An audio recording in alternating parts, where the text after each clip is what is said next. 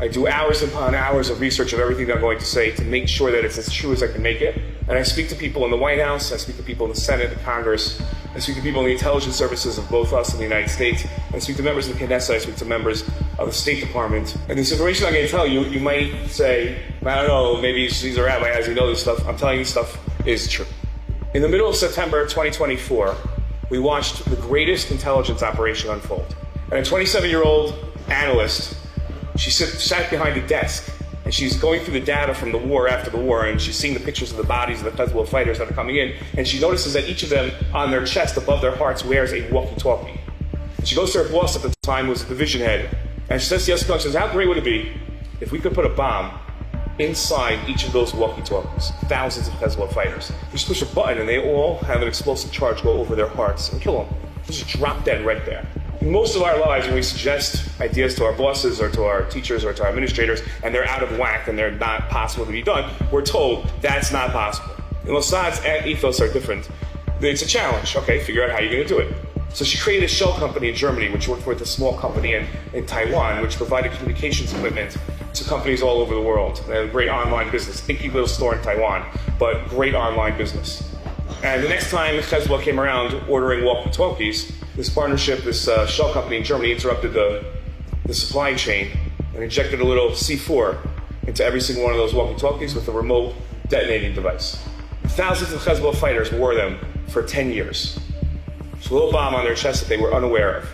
Nasrallah Mashimo, the head of Hezbollah, at a certain point after 10 years, got paranoid about Israel eavesdropping on him and figured they were doing so through the walkie-talkies. And he ordered that Israel, being a high-tech country, Hezbollah would have to go low-tech to make sure that Israel could not interfere with their communications. So the most low-tech thing he could think of was a pager. No one had seen a pager for 15 years. You cannot go online and buy 20 pagers. You can't find them on eBay. Nobody has 20 pagers, let alone 5,000.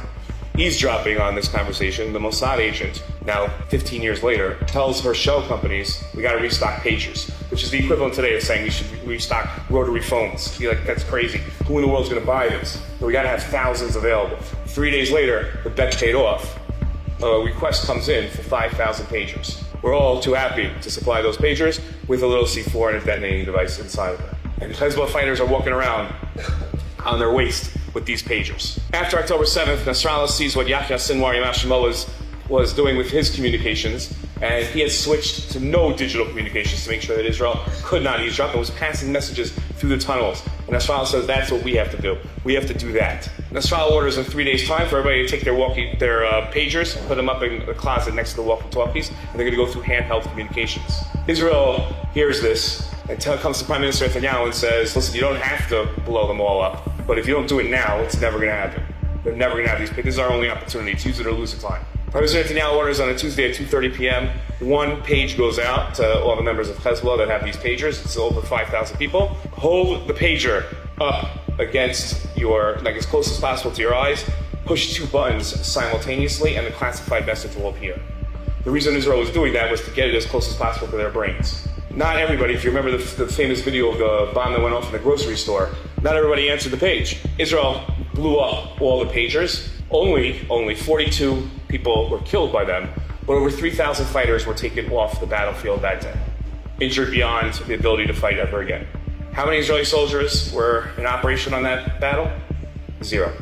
The next day, you got to imagine that night, as one intelligence officer told me, he said, it's not that nobody else has ever done something like that before, it's that it's beyond the imagination of any intelligence service to even put something like that into play.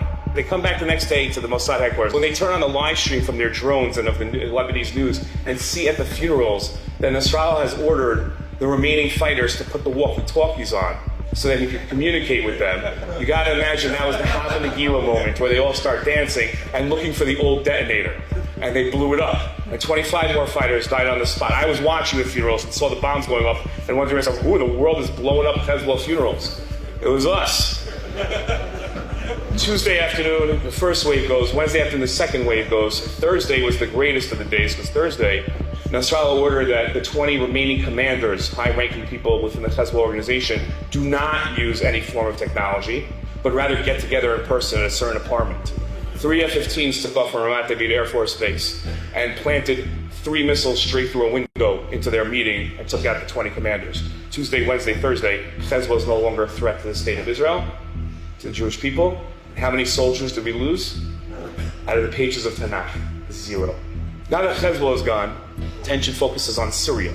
Syria's been going through a civil war for the last 10 years. Assad, who was the head of Syria, Assad was protected by Hezbollah and by the Syrian army. Hezbollah is no longer protecting him. And a true Russia, a man named al-Sha'ara, who is now the president of Syria with a $10 million bounty on his head from the United States, realizes this is his chance and orders his troops in. The hardest Israel ever fought was December 8th and 9th of last year, and most Israelis, most people in Israel, have no idea it happened. On December 8th and December 9th, as al-Sha'ara's forces came into Syria, everybody in the Kiryat, our Pentagon in Tel Aviv, realized, take out all the Syrian files, every attack plan. It's absolute chaos there. Put them all into play right now. 350 planes go off on 350 missions. That, over the course of 48 hours, we bombed every single Syrian Air Force jet. None remained. We bombed every single Syrian Navy boat. None remained. We killed every single general and assassinated them. None remained. We killed every single nuclear scientist working on their nuclear weapons program. None remained. We killed every single chemical scientist working on Syria's chemical weapons, which they had and don't remain anymore, and they don't remain anymore. We killed everybody, took southern Syria for ourselves as a buffer zone. And how many soldiers fell in those battles as we raced across Syria, bombing them and assassinating their people? 0. Out of the pages of Tanakh, we did not lose one soldier in Syria. With Hezbollah and Syria out of the picture, Iran is left vulnerable. An F-35 fighter jet costs $235 million each. And for every hour that it's in the air, it requires 8 hours of maintenance. The United States Air Force, at any given time, its planes are in 51% readiness. That means they need double the amount of planes to fight a war, because 50% of the planes are always under maintenance. That's acceptable numbers for mechanical engineering for airplanes. That's how it works. When Prime Minister Netanyahu plans the attack on Iran, he's going to fly 200 planes, 4 hours, 2,000 kilometers to Iran, and then 2,000 back, another 4 hours. An hour over the air avoiding anti-aircraft fire. The stress on the airplane is tremendous. Stress on the pilot is tremendous. And the acceptable losses are 8 planes on every round of fighting. 8 planes will suffer mechanical failures. Just imagine how many times you've been on a passenger jet, which is a lot less complicated of an airplane, and the pilot announces, I'm sorry, we have like a 20, 30-minute delay. Something on the plane broke. You need to bring a mechanic out to fix it. For an F-35, 8 drop out of the plane on every round. Means we lose 8 pilots. 192 planes come back, 100 require more maintenance. Only 90 go back. Of the 90, another 8 drop. Over the course of 10 days, we're looking at 60 dead pilots, 60 lost planes, and about half the planes at any given time back on the runway for maintenance, some of them not being able to take off ever again. We suffered no losses. We didn't even have a plane that required significant maintenance. The way a mechanical engineer explained this to me is that it's impossible, except that it happened. The American ambassador told me they still can't file reports. They don't know how to explain this. It's impossible for this to have happened. Impossible. We're not talking about it's unlikely. We're not talking about the odds are against it. We're talking about the manufacturer would tell you it's impossible. Today, the United States Air Force is rethinking its entire approach to how to fight wars and how to get 90% of its planes in the air every single time, just as we have. While we're doing this over Iran, we have 2 more operations going on. Operation Narnia and Operation Red Wedding, which kills all the scientists and all the generals in Iran. Nobody even knows this happened. We had soldiers everywhere. We had a base in Iran for years producing drones. In Iran, we had soldiers. It's amazing to think about how we did this. How many soldiers did we lose in the attacks on Iran? 0.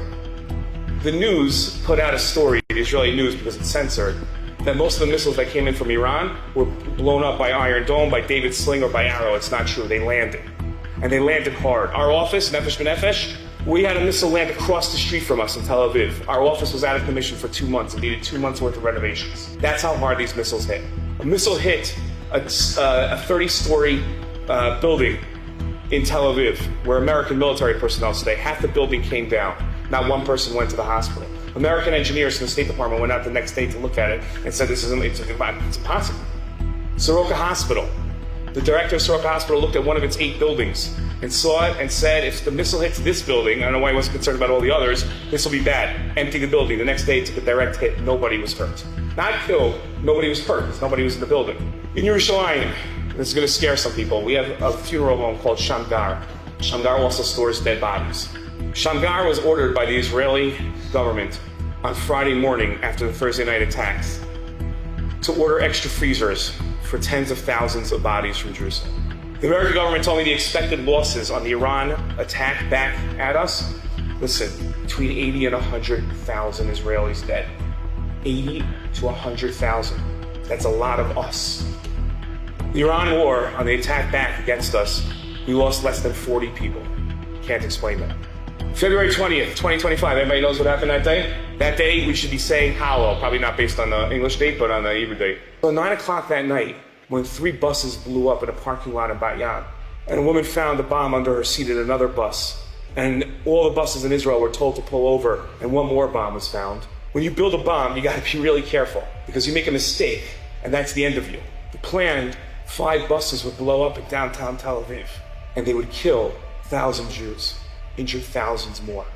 Can you imagine another October 7th? But they made a mistake, an inexplainable mistake. Make it once, I can understand, but they made it 5 times in a row. And they set the bombs for instead of 9 a.m. for 9 p.m. So when they blew up, nobody was injured. Inexplainable. The last story I'm going to share with you, that they found Sinwar's plans. Yahya Sinwar was the head of Hamas, and they found his plans. And the plans were for the October 7th attack not to be on October 7th, but to be a coordinated attack. And listen very carefully to this. The coordinated attack was supposed to be Hamas doing what it did, Hezbollah firing 50 to 100,000 rockets at northern Israel and coming across the border, and Iran firing its ballistic missiles at us. Palestinians in Yehuda Shomron would have rebelled, would have gone town to town murdering. We would have had, at best, millions of dead Jews, and still had our country.